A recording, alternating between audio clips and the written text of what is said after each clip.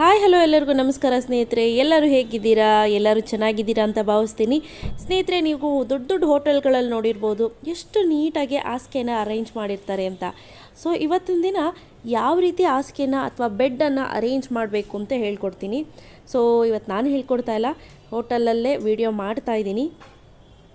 So ಬನ್ನಿ, ಮೊದಲನೇದಾಗಿ ಎಲ್ಲ ಹಾಸಿಗೆಗಳನ್ನ ಮೇಲ್ಗಡೆ ಇರುವಂಥ ಬೆಡ್ಶೀಟನ್ನು ನೀಟಾಗಿ ತೆಗಿತಿದ್ದಾರೆ. ನೀವು ನೋಡ್ತಾ ಇರ್ಬೋದು ಸ್ನೇಹಿತರೆ, ಎಷ್ಟು ಸಿಸ್ಟಮ್ಯಾಟಿಕ್ಕಾಗಿ ಎಷ್ಟು ಚೆನ್ನಾಗಿ ಕ್ಲೀನ್ ಮಾಡಿದ್ರು ಅಂದರೆ ನಿಜವಾಗ್ಲೂ ತುಂಬ ಖುಷಿ ಆಯಿತು. ಅಪ್ರಿಷಿಯೇಟ್ ಮಾಡಬೇಕು. ಅದನ್ನು ನೋಡಿ ನಾನು ತಡಿಯಪ್ಪ ನಮ್ಮ ವೀಕ್ಷಕರಿಗೆ ಒಂದ್ಸತಿ ತೋರಿಸೋಣ ಎಷ್ಟು ನೀಟಾಗಿ ಹೋಟೆಲಲ್ಲಿ ಯಾವ ರೀತಿ ಅರೇಂಜ್ ಮಾಡ್ತಾರೆ, ನಾವು ಮನೆಗಳಲ್ಲಿ ಯಾವ ರೀತಿ ಅರೇಂಜ್ ಮಾಡ್ಕೋಬಹುದು ಅನ್ನೋದನ್ನ ತೋರಿಸೋಣ ಅಂಥೇಳಿನೇ ನಾನು ತೋರಿಸ್ತಾ ಇದ್ದೀನಿ ವಿಡಿಯೋನ. ನೋಡಿ, ನೀಟಾಗಿ ಎಲ್ಲನೂ ಒನ್ ಬೈ ಒನ್ ಒದ್ರಿ ಎಲ್ಲನೂ ಎತ್ಕೊಂಡ್ಬಿಡ್ತಿದ್ದಾರೆ ಇಲ್ಲಿ. ಆನಂತರ ಇನ್ನೂ ಒಂದು ಬೆಡ್ಶೀಟ್ ಇದೆಯಲ್ಲ ವೈಟ್ ಕಲರು, ಆ ಬೆಡ್ ಸ್ಪ್ರೆಡ್ ಅದನ್ನು ಕೂಡ ತೆಗೆದುಬಿಟ್ರು. ನೋಡಿ, ಈ ರೀತಿ ತೆಗೆದುಬಿಟ್ಟು ಅದರಲ್ಲೇ ಎಲ್ಲ ಜಾಗನೂ ನೀಟಾಗಿ ಒದ್ರುಕೊಂಡ್ರು. ಈ ಕಿಟಕಿ ಹಿಂಭಾಗ ಆಗಿರ್ಬೋದು ಅಥವಾ ಮಂಚದ ಹಿಂಭಾಗ ಆಗಿರ್ಬೋದು, ಅಲ್ಲೂ ಕೂಡ ಒದ್ರುಕೊಂಡ್ರು. ಆನಂತರ ತಲ್ದಿನ ಕವರನ್ನು ಕೂಡ ತೆಗೆದುಬಿಟ್ಟು ಅದನ್ನು ಹೇಳಿದ್ನಲ್ಲ ಮಂಚದ ಹಿಂಭಾಗ, ಅಲ್ಲೂ ಕೂಡ ನೀಟಾಗಿ ಒದ್ರುಕೊಂಡ್ರು. ಸ್ನೇಹಿತರೆ, ವಾಯ್ಸ್ ಕಟ್ಟಿದೆ ಯಾಕಪ್ಪ ಅಂದರೆ ಇಲ್ಲಿ ವೆದರ್ಗೆ ನನಗೆ ಅಡ್ಜಸ್ಟ್ ಆಗ್ತಾಯಿಲ್ಲ. ಅರ್ಧ ಗಂಟೆ ಬಿಸಿಲಿತ್ತು ಅಂದರೆ ಅರ್ಧ ಗಂಟೆ ಮಳೆ ಬರ್ತಿರುತ್ತೆ, ಇನ್ನರ್ಧ ಗಂಟೆಗೆ ಬಿಸಿ ಗಾಳಿ ಹೆಂಗೆ ಮೈ ಬೇವುರುತ್ತೆ ಅಂದರೆ ನಿಜವಾಗ್ಲೂ ವೆದರ್ ಚೇಂಜ್ ಆಗಿ ಮುಖ ಎಲ್ಲ ಊದ್ಕೊಂಡ್ಬಿಟ್ಟಿದೆ. ವಿಚಿತ್ರವಾದ ವೆದರ್ ಇಲ್ಲಿ. ಸೊ ನನಗಂತೂ ಒಂಚೂರು ಅಡ್ಜಸ್ಟ್ ಆಗಲಿಲ್ಲ ವೆದರು. ಲಾಸ್ಟ್ ಟೈಮು ಬಂದೆ, ಅಲ್ಲೂ 3-4 ಡೇಸ್ ಹುಷಾರು ತಪ್ಪು ಮಲಗಿದೆ. ಆನಂತರ ನೋಡಿ, ನೀಟಾಗಿ ಇನ್ನೊಂದು ವೈಟ್ ಕಲರ್ ಬೆಡ್ ಸ್ಪ್ರೆಡ್ನ ತೆಗೆದುಕೊಂಡು ನೀಟಾಗಿ ಹಾಸಿಗೆ ಮೇಲೆ ಹಾಸ್ತಿದ್ದಾರೆ. ಎಷ್ಟು ಸ್ಟಿಫಾಗಿ ಕೂತ್ಕೋಬೇಕು ಅಂದರೆ ಆ ಬೆಡ್ಶೀಟು ಅಷ್ಟು ನೀಟಾಗಿ ಕೂತ್ಕೋಬೇಕು. ನೋಡಿ ಹೇಗೆ ಎಳೆದು ಹೇಗೆ ಹಾಸ್ತಾರೆ ಅಂತ ನೀವೇ ನೋಡ್ಬೋದು. ಏನು ಐರನ್ ಮಾಡಿದಾರೇನೋ ಅನ್ನೋ ಮಟ್ಟಿಗೆ ಅಷ್ಟು ನೀಟಾಗಿ ಅಷ್ಟು ಸ್ಟಿಫ್ನೆಸ್ ಆಗಿ ನೀಟಾಗಿ ಹಾಸ್ತಾರೆ. ತುಂಬ ಚೆನ್ನಾಗಿ ಹಾಸ್ತಿದ್ರು ಸ್ನೇಹಿತರೆ. ಅದನ್ನು ನೋಡಿ ನಿಮಗೂ ಕೂಡ ವಿಡಿಯೋ ಮಾಡಿದ್ದೀನಿ, ನೀವು ಕೂಡ ಕಲ್ತ್ಕೊಳ್ಳಿ ಅಂಥೇಳಿ. ಮೊದಲನೇದು ಒಂದಾಯ್ತಾ. ಆ ನಂತರ ಇದು ನೋಡಿ ಎರಡನೇದನ್ನ ಈ ರೀತಿ ಹಾಕ್ಬಿಟ್ರು. ಸೊ ಎಷ್ಟಪ್ಪ ಹಾಕ್ತಾರೆ ಅಂದರೆ ಒಟ್ಟು 3 ಹಾಕ್ತಾರೆ. ನೀವು ನೋಡ್ಕೊಳ್ಳಿ, ನಾನು ತೋರಿಸ್ತಾ ಹೋಗ್ತೀನಿ. ಮೊದಲನೇದೇನಿದೆ ಅದು ಒಳಗಡೆ ಇಟ್ಟಿದ್ದಾರೆ, ಇದು ಮೇಲ್ಗಡೆದು ಅಂದರೆ ಎರಡನೇದೇನಿದೆ ಅದು ಸುಮ್ಮನೆ ಮೇಲ್ಗಡೆ ಹಾಸಿದಾರಲ್ವಾ. ಆ ನಂತರ ಇನ್ನೊಂದು ದಪ್ಪಗಿರೋ ಕಂಬಳಿನ ಹಾಕ್ತಾರೆ. ನೋಡಿ ಈ ರೀತಿ ಅದನ್ನೊಂದು ಹಾಕ್ತಾರೆ. ಕರೆಕ್ಟಾಗಿ ಅದನ್ನು ಸ್ಟಿಫಾಗಿ ಕೂರಬೇಕು ಅಂಥೇಳಿ ನೋಡಿ ಎಷ್ಟು ಚೆನ್ನಾಗಿ ನೀಟಾಗಿ ಎಳಿತಾರೆ ಅಂದರೆ ನಿಜವಾಗ್ಲೂ ಸಖತ್ತಾಗಿ ಎಳಿತಿದ್ರು. ಆ ನಂತರ ಇನ್ನೊಂದು ಎತ್ಕೊಳ್ತಾರೆ, ಇನ್ನೊಂದು ಎತ್ಕೊಂಡು ನೀಟಾಗಿ ಅದನ್ನು ಅದ್ರ ಮೇಲ್ಗಡೆ ಹಾಸ್ತಾರೆ. ನೋಡ್ಕೊಳ್ಳಿ ಹೇಗೆ ಹಾಸ್ತಾರೆ ಅಂದರೆ ನೋಡೋಕ್ಕೆ 2 ಕಣ್ಣು ಸಾಲದು ಅಷ್ಟು ಚೆನ್ನಾಗಿ ಹಾಸ್ತಾರೆ. ಈ ರೀತಿ ಹಾಸ್ಬಿಟ್ಟು ನೀಟಾಗಿ ಅಂದರೆ ಎರಡನೇ ಭಾಗದ ಬೆಡ್ಶೀಟ್ ಏನಿದೆ ಅಂದರೆ ಸೆಕೆಂಡ್ ಬೆಡ್ಶೀಟ್ ಅದನ್ನು ಈ ರೀತಿ ಫೋಲ್ಡ್ ಮಾಡ್ತಾರೆ.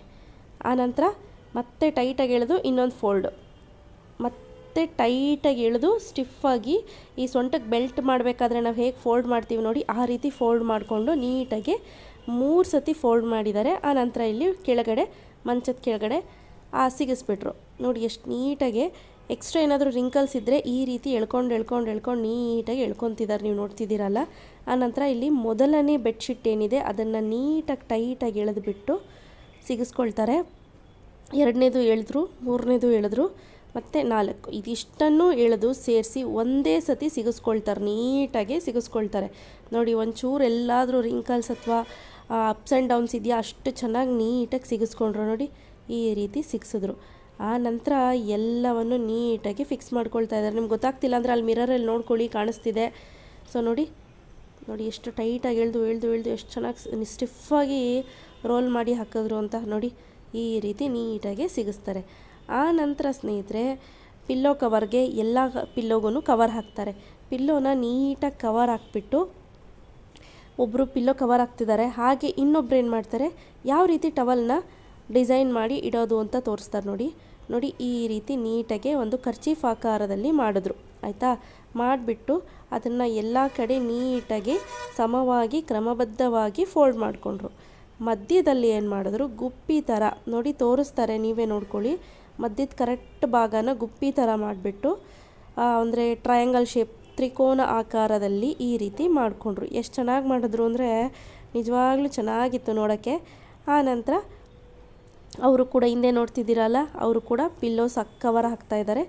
ನೋಡಿ ನೀಟಾಗಿ ಅದೊಂದು ಶೇಪ್ ಬರಬೇಕು ಕರೆಕ್ಟಾಗಿ, ಆ ರೀತಿ ನೀಟಾಗಿ ಶೇಪ್ ಬರೋ ತನಕ ಕೂರಿಸ್ಬಿಟ್ಟು ಆ ನಂತರ ಶ್ಯಾಂಪೂಸೋ ಅಥವಾ ಸೋಪೋ ಏನು ಬೇಕೋ ಅಲ್ಲಿ ಇಟ್ಕೊಂಡ್ರು. ಅವರು ಶ್ಯಾಂಪು ಮತ್ತು ಸೋಪ್ ಇಟ್ಟರು. ಸೊ ಬೇರೆ ಏನು ಬ್ರಷ್ ಆಗಲಿ ಬೇರೆ ಏನು ಕೊಟ್ಟಿರಲಿಲ್ಲ, ಸೊ ಹಾಗಾಗಿ ಅದನ್ನು ಇಟ್ಟಿರಲಿಲ್ಲ.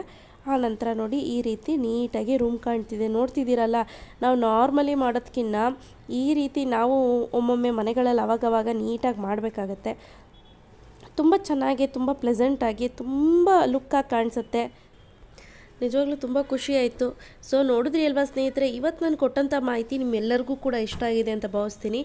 ನೀವು ನಿಮ್ಮ ಮನೆಗಳಲ್ಲಿ ಈ ರೀತಿ ಬ್ರೆಡ್ ಸ್ಪ್ರೆಡ್ನ ನೀಟಾಗಿ ಹಾಸ್ಕೊಳ್ಳೋದು, ಅಥವಾ ಮಕ್ಕಳಿದ್ದಾರೆ ಅಂತ ಅನ್ನೋರ ಮನೇಲಿ ಈ ರೀತಿ ನೀಟಾಗಿ ಹಾಸಿದ್ರೆ ಎಷ್ಟೇ ಕುಣಿದ್ರು ಎಷ್ಟೇ ಜಂಪ್ ಮಾಡಿದ್ರೂ ಕೂಡ ನೀಟಾಗಿರುತ್ತೆ. ಸೊ ಇವತ್ತು ನಾನು ಕೊಟ್ಟಂಥ ಮಾಹಿತಿ ಇಷ್ಟ ಆಗಿದ್ರೆ ಲೈಕ್ ಮಾಡಿ, ಶೇರ್ ಮಾಡಿ, ಕಾಮೆಂಟ್ ಮಾಡೋದು ಮರಿಬೇಡಿ. Thanks for watching. ಬಾಯ್.